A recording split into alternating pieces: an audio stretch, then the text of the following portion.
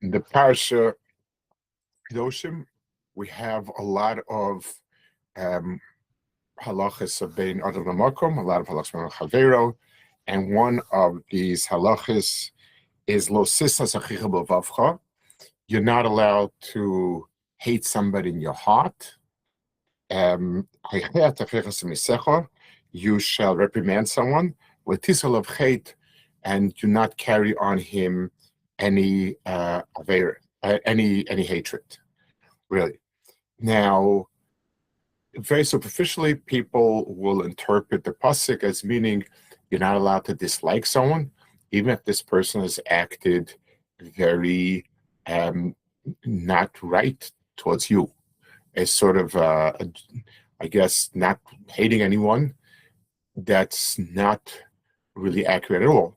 First of all, for instance, you have in halacha category yeshul of tarumas, that if a person acts in a certain way, I'm entitled to be upset with him. Anyone who harms me or hurts me in some way, I am perfectly entitled to be upset with the person. So what is this injunction about asis nachich b'vavcha? So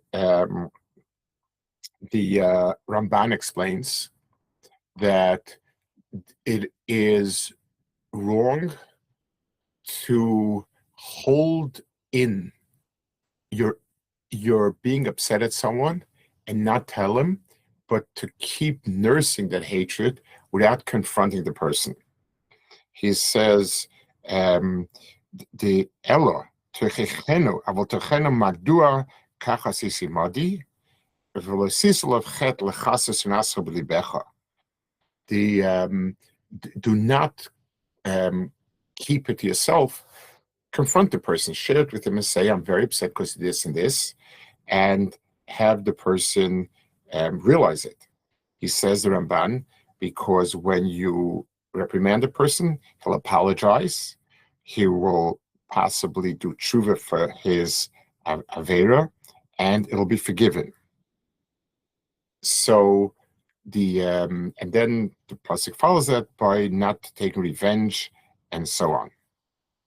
The point of it is, and there are 2 points really in this Ramban. One point is, I once heard someone was involved, someone was very upset with someone for something or other, and I encouraged the person to confront the person, and sort of tell them why they're so, that they're upset for whatever it is. And the person replied, well, if I tell that person, he's going to feel sorry, he's going to apologize, I'm going to have to bemochel him, and then that person won, so to speak. That person did what they did, and I got for nothing. I was, I got nothing out of it. There's a sort of a sense that nurturing a hatred towards someone is something that is pleasant. In other words, comforting maybe is a better word for it. Okay, this person did this and this, but I really have it in for him, and I keep thinking bad, and so on and so forth. So the first thing is, the Torah is not telling us not to feel upset. There's nothing wrong with feeling upset. The question is, what do you want to do with it? I should try to make the effort to rectify it. Secondly, I guess, and this is the way in which we emulate HaKadosh Baruch Hu. HaKadosh Baruch Hu does not forego any sins that we've done. If we've done something wrong, HaKadosh Baruch Hu will eventually reply in kind, midah k'neged midah. But HaKadosh Baruch Hu would like us to do tshuva. HaKadosh Baruch Hu keeps reminding us, either through words of a Navi or through other ways, that we are in wrong and we need to right what we did wrong. That's the way HaKadosh Baruch Hu deals with it. So we also need to do the same thing. We need to want the world to be good and everyone to be good. And if this person has done wrong, we want him to do right. And that's why he says that If you are mochiach him, he will apologize. Or yoshev yisvad al cheto v'tizkapeloi. Or he will he'll say vidui, he'll do tshuva, and he'll have a kapara. In other words, we also should want that the people who've done wrong are going to do what's right and do tshuva and so on. The chinuch, who usually takes after Ramban, he usually echoes Ramban, says something similar, adds a point to it. He says, when people keep nursing a hatred, it doesn't really go away. And what happens is at some point it will burst out and you will do something to the other person that you regret doing.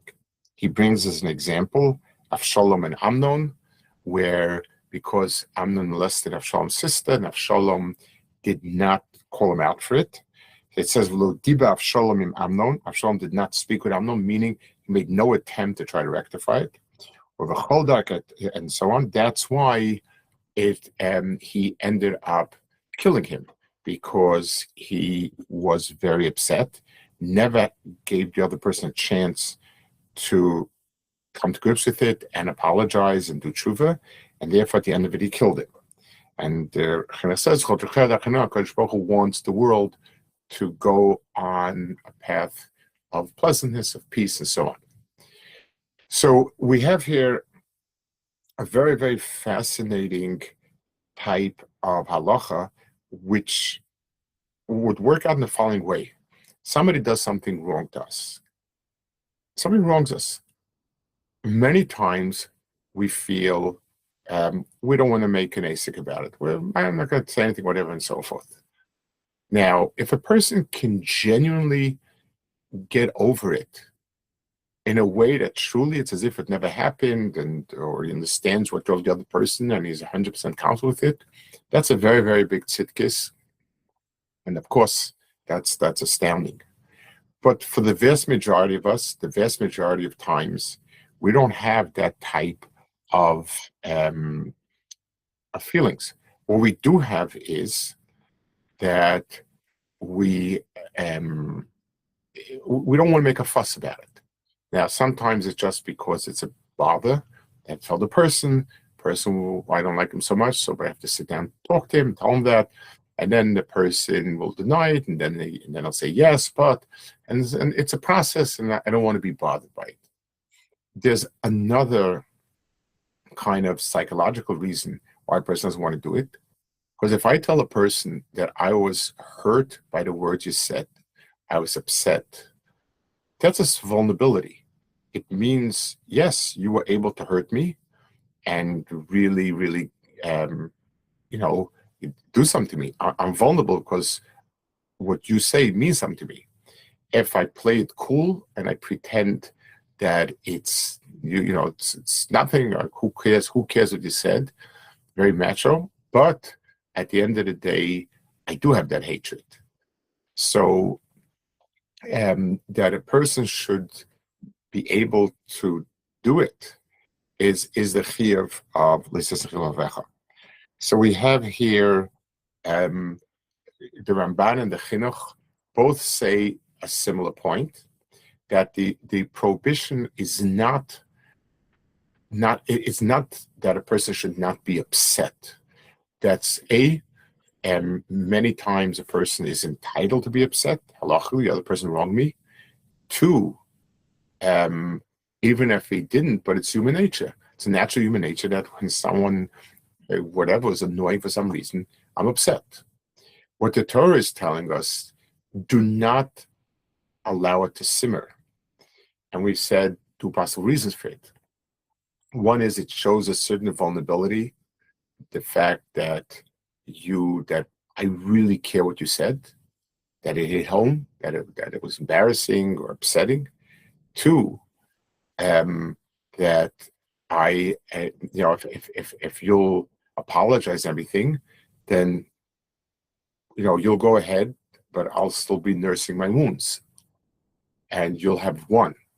Those are two reasons why a person would not want to engage the other person. The Torah says no.